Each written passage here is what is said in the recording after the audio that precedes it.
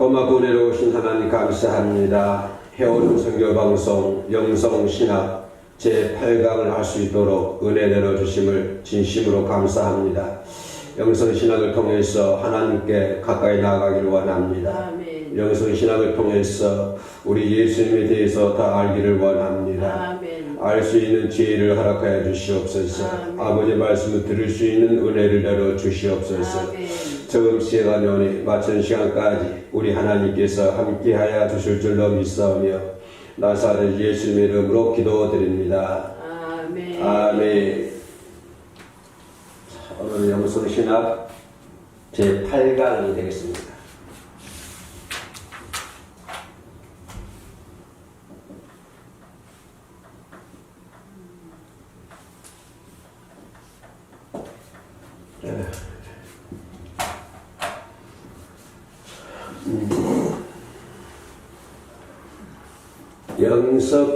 영성신학에 대한 상식, 영성신학에 대한 상식. 영성신학이 상실되었다. 그죠? 영성신학의 상실 요인이 뭘까요? 왜 영성신학이 상실됐을까? 그죠? 영성신학이 왜 상실됐을까? 그 요인은 성도들의 세속화, 그죠? 하나님 믿는 성도들이 세상적인, 쉽게 말하면 세상적으로 많이 치우쳐 있다. 성도들이 세속화되어 있기 때문에 영성신학이 상실되어 있었다. 우리나라 초대 교회가 들어왔었을 때는 아주 성령이라든가 영성이 활발해졌죠.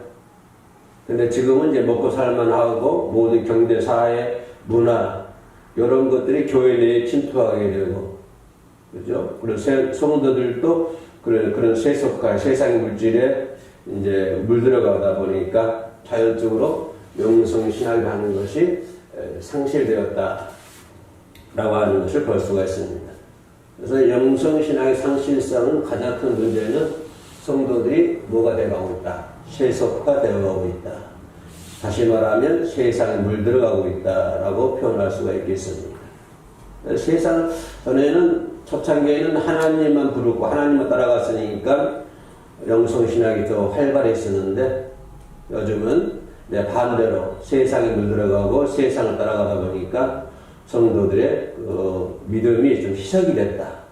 그러다 보니까 영성신학이 상실되어가는 그런 상태가 되어지고 말았다. 자, 영성이 상실되니까 오는 결과가 여러 가지 결과가 올 수가 있죠. 사회적인 문제가 될 수 있고, 그죠? 영성신학이 상실됨으로 말미암아서 어떤 사회적인 문제, 국가적인 문제, 자살의 문제, 우울증에 대한 문제, 여러 가지 문제들이 대두되고 있다고 하는 것입니다. 사람 성도들이 세속화되면 좀 더 잘 살아야 되고 조금 더 좋은 세상이 만들어질 줄 알았는데 반대죠. 성도들이 세속화를 하다 보니까 오히려 사람 사는 것이 참 어려워졌다. 말로 표현할 수 없을 정도로 상당히 어려워져 있다. 그러니까 옛날에 사람들이 요즘 말씀 많이 하지요. 옛날 버릿고기 시절이 더 좋았다 라고 얘기를 합니다. 그죠? 옛날 버릿고기 참 어렵지 않았습니까? 그런데 지금이 오히려 그때보다도 먹고 사는 것은 조금 나아질지 몰라도 정신적인 체계라든가 어떤 신앙적인 차원에서는 그때가 더 좋았다라고 얘기를 많이 하고 있습니다.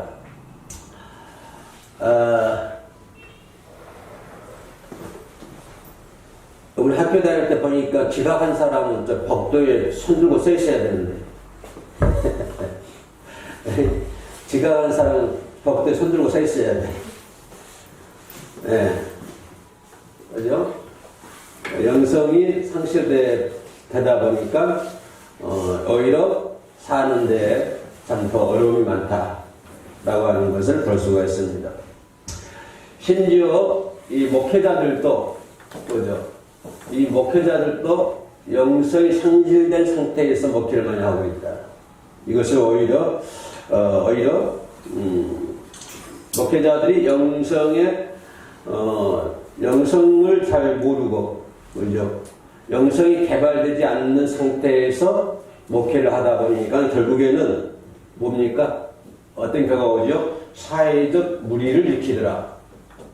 그래서 목회자들이 상당히 사회적인 무리를 일으키고 있습니다. 그 원인이 뭐냐면 영성이 상실되어 있기 때문에, 영성을 개발하지 않는 채 목회를 하다 보니까 오히려 그 목회자들이 사회 기둥이 되어야 되고 그래야 되는데 사회에 무리를 일으키고 있다라고 하는 것을 볼 수가 있습니다.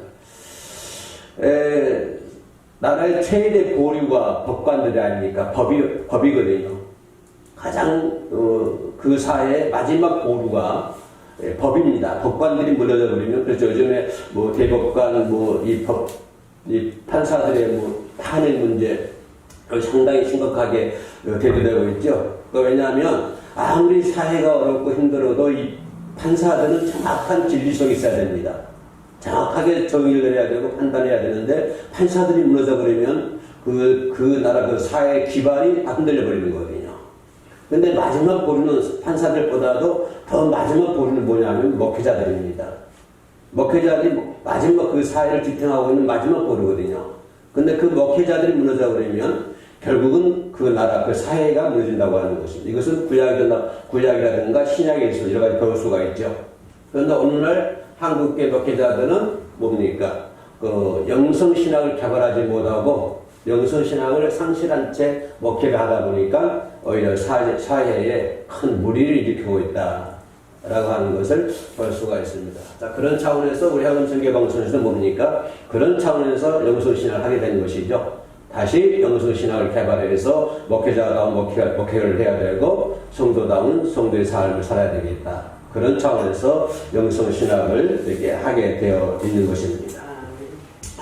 그러면 영성신학을 하는 것이 뭘까요? 영성신학. 그죠? 영성신학이 무엇인가? 영성신학을 하는 것이 무엇인가? 자, 영성신학은 첫째, 뭐를 체험하는 것이요? 영적인 것을 체험하는 것이죠? 영적인 것을 체험해야 된다. 근데 영적인 것을 체험해야 되는데 뭐를 입각할까요? 성경을 떠나면 안 되겠죠? 그죠? 그래서 성경에 입각해서 영성 체험을 해야 된다. 뭘 입각한다고요? 성경에 입각해서. 성경을 중심으로. 그죠?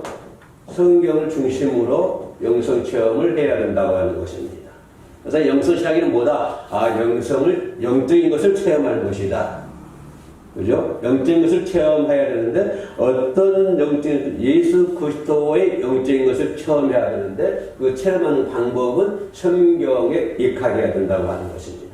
어떤 한 사람의 기도라든가, 어떤 한 사람이 환상을 봤다든가, 어떤 한 사람이 꿈을 꿨다든가, 그런 것에 입각해서 우리가 영적 체험할 수 없는 거잖아요.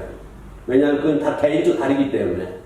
전부 개인적으로 다르기 때문에, 우리 어떤 사람의 주장을 통해서 영적인 것을 체험할 수 있는 것이 아니라, 뭐를 중심으로, 성경을 중심으로 해서 영적인 것을 체험해야 되겠다. 이것이 영성신학이다.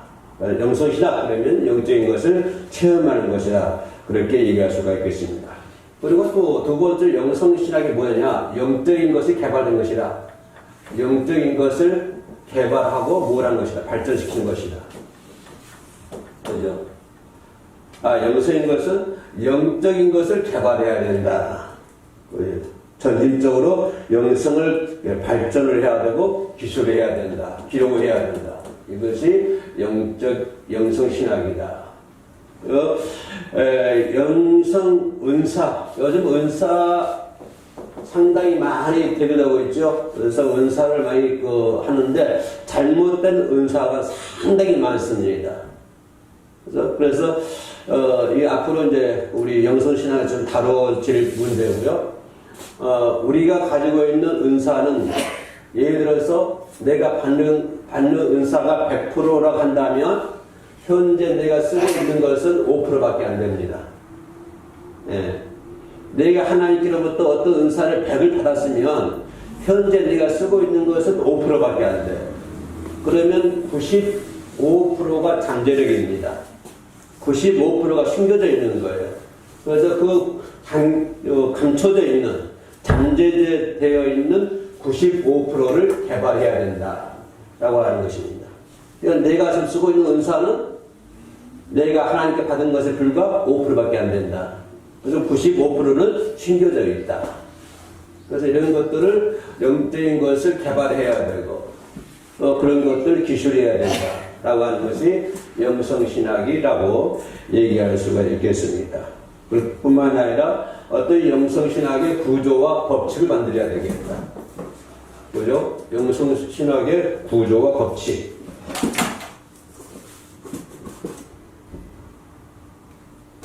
구조와 법칙을 만들어야 되겠다. 이것이 영성신학이다라고 하는 것을 볼 수가 있습니다. 그러면 이점에서 우리가 생각해 볼 수 있는 게 뭐냐면 영성신학을 함에 있어서 영성을 개발하는데 영성신학에 대해서 기도가 먼저 돼야 될, 체험적인 기도가 먼저 돼야 될까요? 영성신학에 있어서, 그죠? 첫째, 체험적인 기도. 두 번째, 그죠? 체험적인 기도가 먼저 된다. 물론 기도가 가장 중요하겠죠? 우리가 영적인 영성신학을 함으로 인해서 체험적인 기도가 먼저 돼야 되지만은, 근본적인 것은 뭘까요? 영성신학의 근본적인 것은 성경이다라고 하는 것입니다. 그죠? 성경을 떠나서는 안 된다고 하는 것이죠. 이제 영적 체험, 영성신학 하면 우리가 먼저 뭘 해야 되죠? 기도를 많이 해야 됩니다. 체험적인 기도가 필요하지만 그러나 더 중요한 것은 체험적인 기도보다 먼저 앞서 있는 것이 무엇이다? 성경이다. 하나님의 말씀이다. 하나님의 말씀이 더 앞서 있어야 된다고 하는 것을 볼 수가 있습니다. 그러면 영성신학의 대상이 뭘까요? 우리는 뭐에 대해서 공부를 할까요? 그죠? 자, 영성신학의 대상. 영성신학의 대상, 물론 누굴까요? 예수님이죠? 그죠? 예수님에 대해서 공부하는 것이죠. 그러면 예수님에 대해서 뭘 공부할까요? 자, 두 가지로 분리할 수가 있는데요. 첫째는 뭘까요? 신비스러운 예수 삼위일체. 그죠? 예수님의 삼위일체에 대해서 알아야 되겠죠. 신비로운 것이죠. 예수님 어떤 분이신가? 예수님 삼위일체. 성부, 성자, 성령. 그죠? 하나님이 천지를 창조하실 때 거기에 계셨던 예수 그리스도 삼위일체죠. 그래서 신비스러운 예수님의 삼위일체에 대해서 알아야 되고, 또 두 번째는 뭘까요? 두 번째는 그 예수님께서 역사 속에서 어떻게 구체를 하는가? 예수님의 역사. 예수님의 역사죠. 그죠? 그 발자취. 예수님의 삶. 예수님의 삶. 예수님의 발자취. 그러니까 영성신학이라고 하는 것은 예수님의 신비스러운 삼위일체에 대해서 알아야 되겠고, 두 번째는 뭘까요? 예수님의 역사. 예수님의 삶. 예수님의 길이 이 땅에 오셔서 어떻게 사셨는가? 예수님의 발자취. 예수님의 삶이요? 예수님의 뭘까요? 발자취. 그죠? 이런 것에 대해서 공부를 해야 된다. 이런 것에 대해서 알아야 한다. 영성신학의 대상은 뭐죠? 영성신학의 대상은 예수님이다. 우리가 어떤 훌륭한 목사를 대해서 공부하는 것이 아니고, 그 사람이 주관하는 것, 그 사람을 발표하는 것을 공부하는 것이 아니고, 영성신학의 대상은 예수님이고, 널 예수님에 대해서, 그러면 예수님에 대해서 뭘 공부하느냐? 두 가지를 분류할 수 있는데, 첫째는 예수님의 삼위일체, 신비스러운 삼위일체에 대해서 공부를 해야 되고, 두 번째는 예수님의 역사. 예수님이 이 땅에 오셔서 어떤 삶을 살았는가? 예수님의 그런 발자취는 어떤 발자취인가? 그래서 영성신학의 대상은 바로 누구다? 예수 그리스도다. 그래서 영성신학의 모형은 바로 예수님이시다. 예수님이 영성신학의 모형이다. 라고 하는 것을 볼 수가 있습니다. 그러면 이쯤에서 하나 질문해 볼게요. 우리가 영성을 상실됐다. 자, 손현지. 네.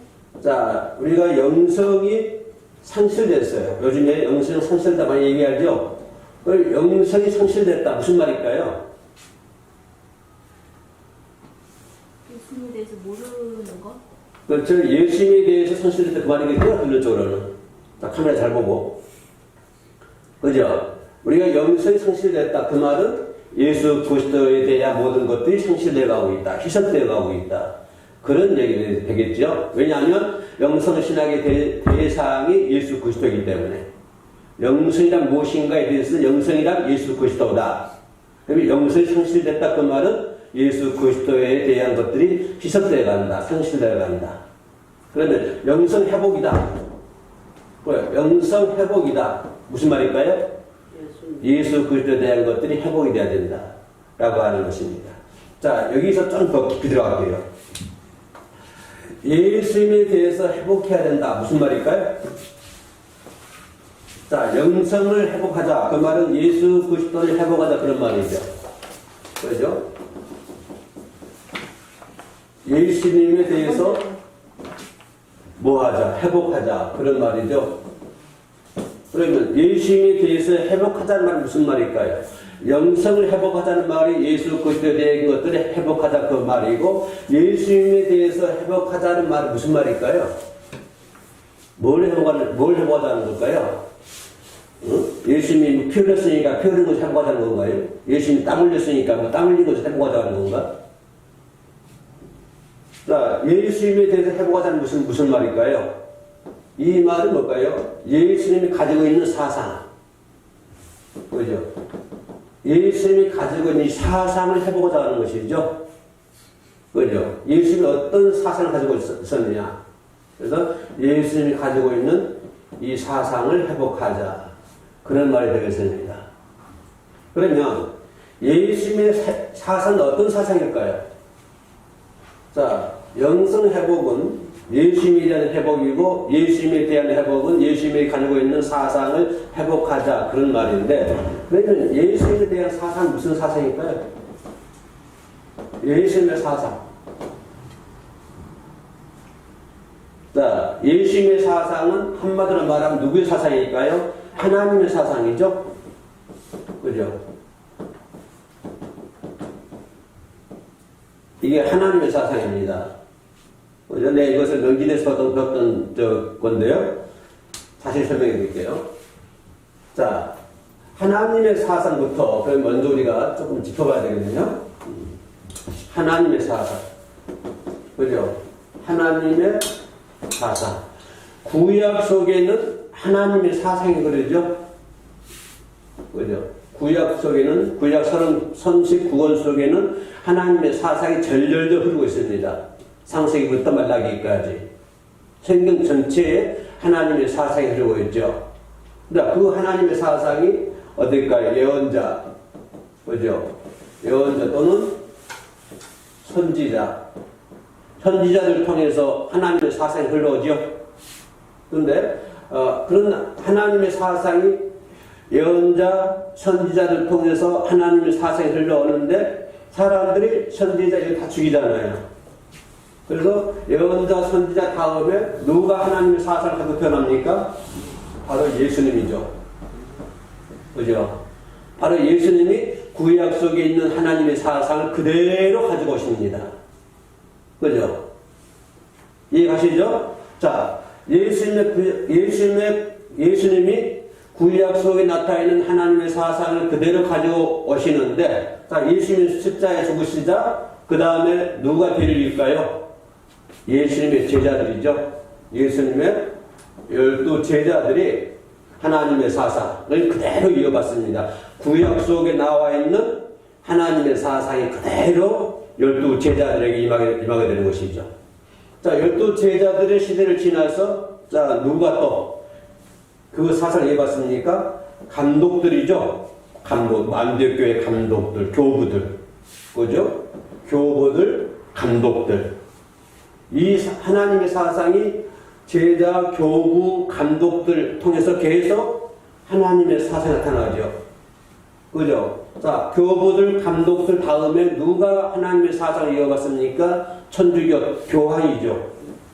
교황. 지팡이 높이 들고 나타난 사람. 천주교이죠. 자, 이 교황이 구약시대 속에 나타난 하나님의 사상을 그대로 이어갔습니다. 그런데 교황 시대에 와가지고 어떻습니까? 많이 비리가 생기죠. 교황 시대에. 왜냐하면 교황이 군사, 경제, 문화 모든 걸 다 잡고 있거든요. 교황이.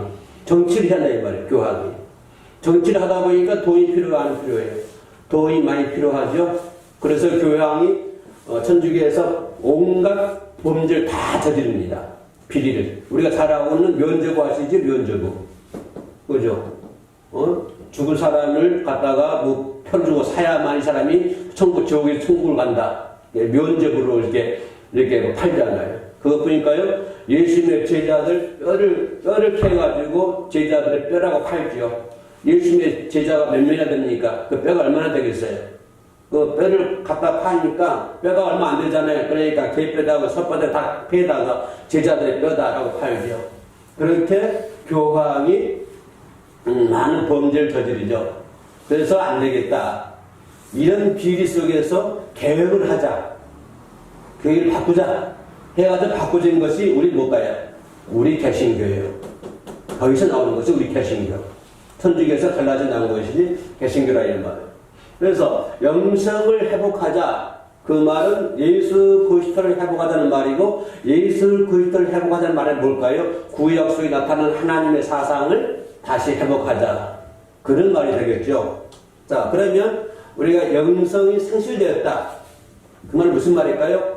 종합적으로 보면 하나님의 사상이 상실되었다 라고 얘기해 볼 수 있죠. 자, 하나님의 사상이 상실되었다. 이 말은 더 무슨 말일까요? 하나님 중심소위 신본주의가 아니라 무슨 주의요? 인본주의가 되는 것이죠. 인간이 할 수 있다. 그래서 신본주의에서 그죠? 신본주의에서 뭘 바꿔주는 거예요? 인본주의를 바꿔주는 것이죠. 그러니까 하나님의 영성이 상실되었다라는 말은 하나님의 사상이 상실되었다는 말이 되는 것이고, 하나님의 사상이 상실되었다는 말은 곧 뭐다? 인간이 인간 중심으로 살아가고 있다. 예전에는 하나님 중심으로 살았는데 지금은 인간 중심으로 살아가고 있다. 이것이 영성 상실이 됐다 라고 하는 것입니다. 그래서 이런 것들을 회복하자. 그래서 영성 신학이 필요하다 라고 하는 것을 말씀을 드릴 수가 있겠습니다. 아멘. 아멘. 할렐루야. 우리 집사 알면은 그게 까딱까딱 해. 그래야 잘 알고 있는 줄 알지 내가. 가만히 있으면 말 듣는지 안 듣는지 몰라. 아멘. 멀리서 왔으니까 하나 배우고 가야 될 거예요. 아멘. 그래서 영성 상실이라고 하는 것은 무지한 죄를, 어마어마한 죄를 짓는 것이죠. 하나님의 신본주의에서 인본주의를 바꾸지는. 그죠? 그래서 영성 상실이라고 하는 것은 나 죄 짓는 것도 문제지만은 사람들이 어마어마한 하나님이 필요 없다. 이제 나도 살 수 있다. 우리가 살 수 있다. 그래서 옛날에 바벨탑 사건 잘 아시죠? 그런 형수 되어버린다. 인간 중심으로 모든 것들을 신앙성하게 된다. 그래서 영성이 개발되지 않는 목회자들이 목회를 하다 보니까 어떨까요? 교회에서도 인간 중심으로 교회가 운영되고 있죠. 그래서 자기 아들들에게 교회를 물려주려고 그러고, 그죠? 그 뭘까요? 다 인간 중심이잖아요. 하나님 중심으로 한다고 한다면 그렇게 안 하겠죠. 근데 큰 교회 목사들이 할지라도 어떻게 인간 중심으로 하다 보니까 모든 교회가 인간 중심으로 이루어지고 있다라고 하는 것을 볼 수가 있습니다. 그래서 지인을 통해서 이렇게 끼리끼리 만들고, 패를 만들고, 그죠? 팀을 만들어가지고 교회를 운영하는. 그게 뭘까요? 팀을 만들어서, 끼리끼리 만들어서 감싸주고 교회를 만든다. 교회를 운영한다 말은 무슨 말일까요? 곧 하나님의 사상이 없다고 하는 것입니다. 하나님의 중심으로 그 교회를 운영하는 것이 아니라 누구 중심이다? 인간 중심으로 교회를 운영하고 있다라고 하는 것입니다. 이것들 뭐다? 전부 다 하나님의 사상이 상실되어 가고 있기 때문에 세계적인 세속화, 아까 얘기했죠? 영성 현실은 뭐다? 요인이 뭐라고 했죠? 세속화라고 했죠. 사람들이 세속화되어 가기 때문에 영성이 상실되어 가고 있다. 그래서 그 세석화된 물질이 교회 안에까지 침투를 해가지고, 그죠? 교회 안에까지 침투를 해가지고, 교회를 갖다가, 하나님 중심의 교회가 아니라 사람 중심으로 교회를 운영하고 있다. 라고 하는 것입니다. 그러다 보니까 한국교회 미래는 발전이 있다, 희망이 있다, 없다. 한국교회 미래에는 희망이 없다고 하는 것입니다. 그래서 얼마가 자냐면은 이제 우리나라도 교회도 큰 교회들이 유럽교회처럼 우리 경미가 넘어가고 그래서 교회, 옛날에 큰 교회들이 뭐 바가 생기고 술집이 생기고 스탠드바가 생기고 그렇게 되어가고 있다. 요즘은 큰 교회 많이 넘어가고 있죠? 그죠? 경미첩을 해가지고. 그래서 공동화, 교회 공동화가 생길 것이다. 왜냐하면 지금 교회 주일학교가 없어졌어요. 뭐 큰 교회 몇 명 있겠지만은 우리 처음에 교회 할 때만 해도요 어른들은 없어도요 주일학교 학생들이 있었어요. 개척기 할 때 어른들보다도 주일학교 애들 더 많았다고요. 근데 지금 가보세요. 개척기 가보세요. 애들 아무도 없어요. 목사 아들다 뵙겠다고 하는 거예요. 그럼 이런 시대가 앞으로 10년 지나고 20년 지나면 한국교회는 어떻게 될 것이냐. 그 애들이 어른들 되면 그러면 한국교회는 공동화될 수밖에 없다. 상당히 심각하죠. 그래서 한국교회 젊은 목회자팀에서 한국교회 개혁을 해야 된다라고 하는 그런 얘기가 많이 나오죠.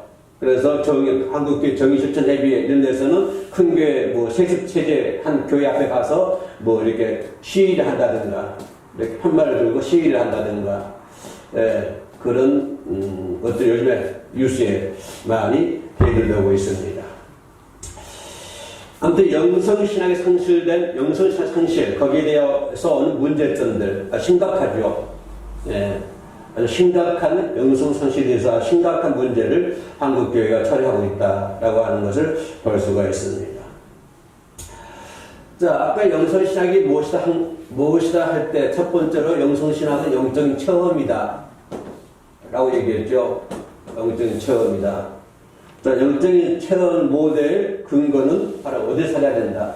성경에서 찾아야 한다고 하는 것입니다. 영적 체험은 성경이 기본이라고 하는 거예요. 왜냐하면 사람들 기도로 하는 그 기도에 대한 체험은 사람마다 달라요. 다 받은 은사가 다르고 또 기도에 대한 체험이 각자가 다 다르기 때문에 어떤 기도를 가지고 우리가 생각할 수 없는 것이고 어떤 사람이 받은 것에 대해서 은사를 가지고 우리 그거를 근거를 할 수가 없다. 그래서 어떤 사람이 부흥회 하다 보면 삼층천을 갔다 왔니 어쩐니 해가면서 그런 다 입히잖아요.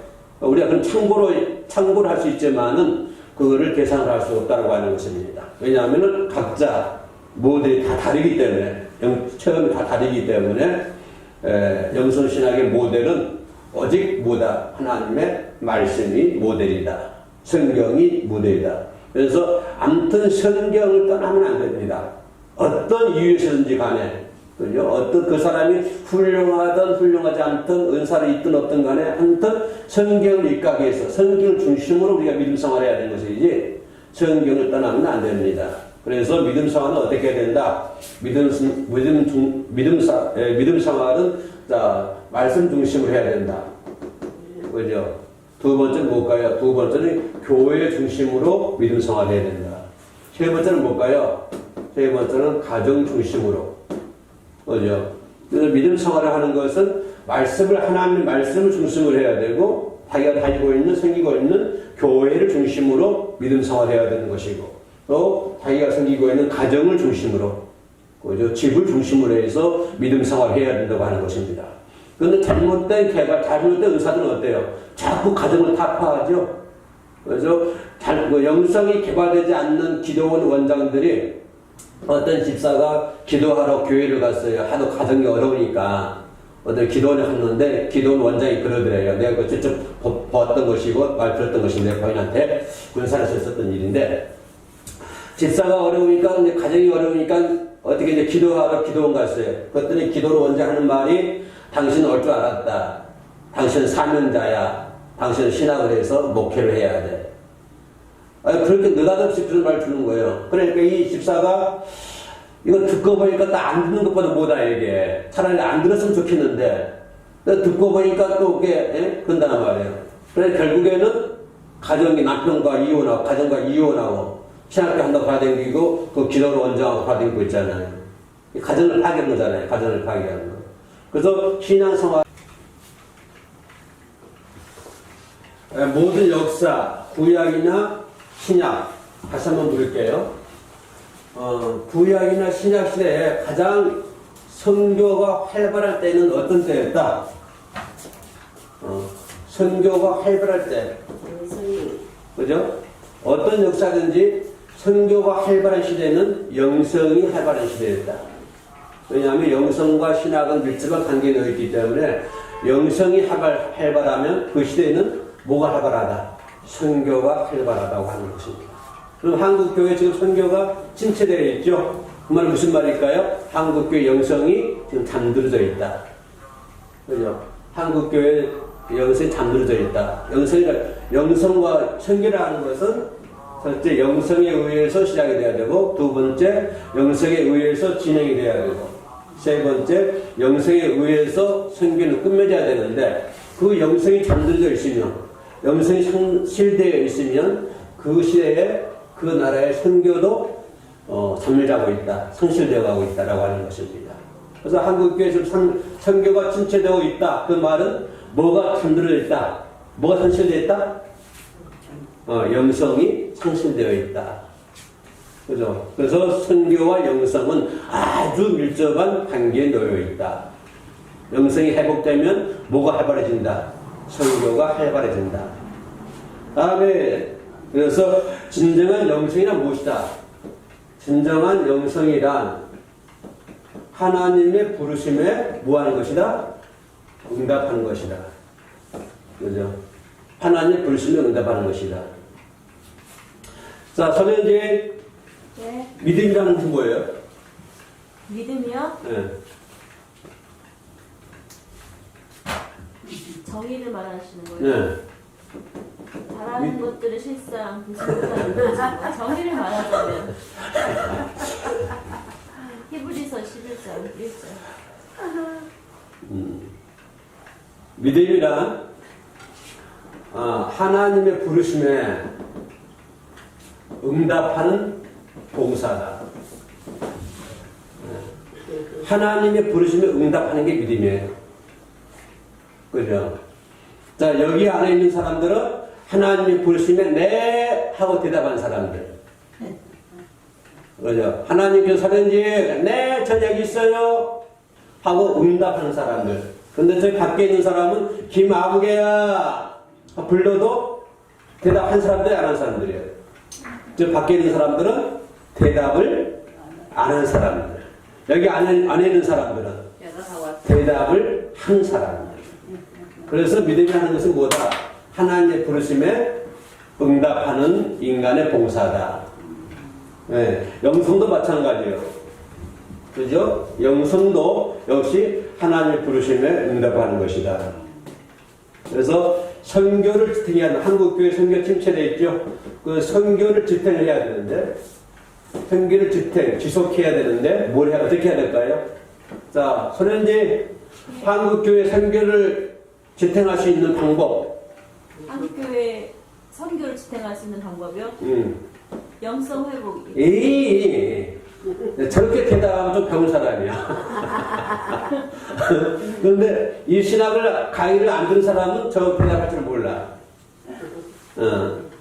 뭐 전도가 열심히 하면 된다 이렇게 얘기하죠. 선교를 해야 돼. 그럼 뭘 해야 돼? 그럼 전도 열심히 하면 되죠. 그거는 이 영성신학 강의를 안 듣는 사람들이 하는 대답이고, 영성신학 강의 듣는 사람은 한국교회 선교를 지탱하기 위해서는 뭐가 필요합니까? 그러면 네, 영성신학을 회복해야 됩니다. 영성을 회복해야 됩니다. 라고 대답한다고 한다면 당신 어디 교회 나갑니까? 당신 목사가 누굽니까? 이렇게 물어본다고요. 할렐루야. 그럼 나도 한번 그 교회에 나가고 싶다. 아멘. 네. 이것이 영성신학의, 왜냐하면 영성과 선교는 아주 밀접한 관계에 놓여 있습니다. 어느 시대든, 잘 보시고, 어느 시대든 영성이 활발할 때에는 선교가 잘 됐어요. 그러나 어느 시대든 영성이 상실된 시대에는 선교가 되지 않았습니다. 네. 한국교도 마찬가지죠. 옛날에는 영성이 아주 회복됐을 때는 얼마나 전도 잘 됐습니까? 그죠? 한강에서 목회, 이름 사람들, 붕이 한번 하면요. 한강이 새카맣게 모여들었잖아요. 지금 모여듭니까? 내가 어디서 한번 옛날 유명한 목사가 붕이 한다고 해서 가봤어요. 그랬더니 사람 한 10명 앉았어요. 아주 내노란 목사예요. 한국교회에서. 근데 가봤더니 한 사람 10명 앉았더라고요. 10명 앉았는데 거기서 또 자기가 챙겨가더라고요. 반장이네. 그 몇 명 안 되는데, 거기서 몇십만 원, 몇백만 챙겨가더라고요. 한 10명 나와 있는데. 예. 그래서, 한국교회 선교를 지탱할 수 있는 방법은 영성이 회복돼야 된다. 그래야 한국교회 선교를 회복할 수 있다. 라고 하는 것을 볼 수가 있습니다. 그럼 선교는 뭘까요, 선교? 선교. 자, 선교를 하기 위해서는 영성이 회복하다 필요하죠. 선교가 뭐예요? 선교란 뭘까요? 선교란 사람들에게, 나라들에게 영성을 가지도록 만드는 거예요. 영성을 가지도록. 그죠? 선교라고 하는 것은 내 교회에 부흥시키는 것도 중요하지만 더 중요한 것은 그 사람이 뭘 가지도록? 영성을 가지도록 만드는 것이 선교다. 아멘. 그런데 우리 교회는 우리나라 교회 어떻습니까? 선교를 하면 자꾸 자기 교회를 배불리려고 하는. 그 사람 영성 회복은 둘째 문제예요. 그 사람 영성 회복 되든 안 되든 간에 우리 교회 나와가지고 의자에 앉아 있어야 돼. 그럼 다 된 줄 알아요. 그건 선교가 아니라고 하는 거예요. 내가 언제 얘기했죠? 언제 내가 얘기한 것 같은데, 선교적 가르치고 지키게 하라 얘기했죠? 선교를 하는 것은 그 사람을 전도해서 앉힌 것이 문제 아니라 그 사람 제자가 될 수 있도록 가르쳐야 된다. 예, 이걸 한번 이제 강의한 것 같은데, 기억이 납니까? 예, 그게 선교라고 하는 거예요. 물론 그 사람 교회에 맨 앞에 앉아가지고 주일마다 나오는 게 선교가 아니라고 하는 거예요. 그 사람을 뭐 해야 된다? 제자화 시켜야 된다. 가르쳐야 된다. 라고 하는 것입니다. 아멘? 그게 선교라고 하는 거예요. 그게 전도라고 하는 거예요. 전도라고 하는 것은 사람만 데려다가 앞에다 앉혀놓으면 되는 거 아니라고 그 말이에요. 아멘. 아멘. 그래서 선교란 무엇이다? 선현지 얘기해봐. 선교란 뭐예요? 영성을 가지도록 도와주는 거. 그렇죠. 저렇게 말하면 아주 훌륭한 대답이 되는 거예요. A뿔 주는 거예요, A뿔. 선교란 무엇입니까? 그 사람 영성을 가지도록 만들어주는 것입니다. 그렇게 대답하면 그런 사람 대학 교수 해도 돼요. 아멘. 근데 선교란 무엇입니까? 물어보면 사람 대답을 못 해요. 뭐가 선교인지, 뭐가 전도인지. 선교란 무엇이다 물어보면, 그래서 전도하는 선교 아닙니까? 이렇게 대답을 하죠. 그죠? 근데 그것이 선교 아니라고 하는 거예요. 선교를 하는 것은 그 사람이 뭘 가지도록? 영성을 가지도록 만들어준 것이 선교다. 근데 우리들은 뭐예요? 그래서 선교가 뭐죠? 선교 전도하는 거잖아요. 전도 어떻게 해야 되는지. 그 사람이 교회에 앉혀놓고요. 세례도 주고요. 주일마다 교회 나오게 만들고요. 그러면 되죠. 이거는 영성 신학을 배우지 않는 사람이죠. 그죠? 그 사람이 교회에 끌어다가 앉히는 것도 중요하지만 더 나아가서 그 사람을 예수 제자로 만드는 것이 더 중요하다. 그래서 예수님은 가르치고 지키게 하라. 그 말이죠. 가르치고 지키게 하라는 말은 예수님의 제자를 만들어라. 예수님은 12제자를 교육시키는데 온 정성 다 쏟았다. 그러니까 예수님은 다수의 사람들을 원하는 것이 아니라 소수의 사람들을 원하는 것이다. 예수님의 교육 방법은 소수를 교육시켜가지고 다수를 인도하는 것이 예수님의 교육 방법이다. 그죠? 많은 사람을 교육시키는 것이 아니라 소수를 교육시켜가지고 작은 숫자를 교육시켜서 그 작은 숫자로 하여금 다수의 사람들을 이끌고 갈 수 있도록 그렇게 만드는 것이 예수님의 제자 훈련법이죠. 그래서 예수님은 다수가 아니라 몇 명? 12명이죠. 12명을 제자시키는데 온 전의를 다 쏟았다. 교육 방법 뭐였죠? 예수님의 교육 방법은 교재가 있는 것도 아니고 교회가 있는 것도 아니고 예수님의 교육 방법은 뭘까요? 제자들과 함께 하는 것이죠. 그죠? 예수님의 교육 방법은 제자들과 함께 생활하는 것. 그것이 예수님의 제자 제자법이었다.